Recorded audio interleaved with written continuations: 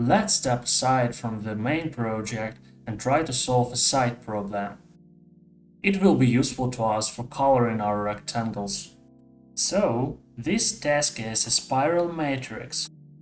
The task is to go through all the elements of the matrix in a spiral order. In our case, the matrix is a rectangle.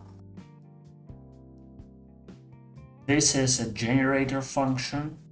Our rectangle, we have 4 directions to move in: right, down, left, and up, exactly in this order.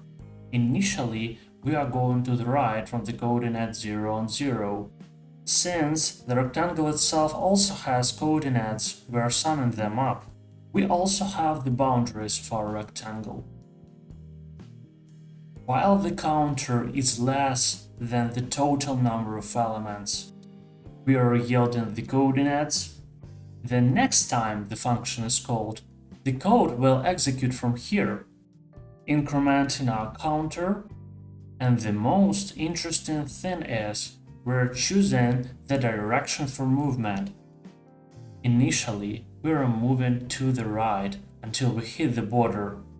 Then we are changing the direction to down and doing the same.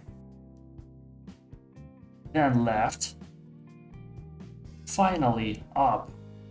And we are going right again. Let's change the drawing code in the rectangle class. Initialization of the function and one-step drawing. We are getting the coordinates and drawing the pixel explicitly. It is black. Creating a new rectangle and initializing the drawing. Next, be sure to load and update the pixels. I would do it inside the drawing function, but it's too expensive.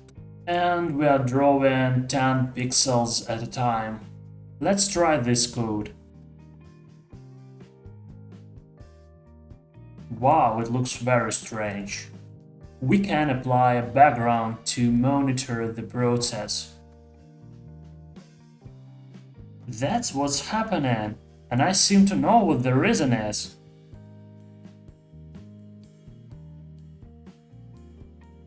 We forgot to update the borders. They should shrink after each pass. Let's fix it.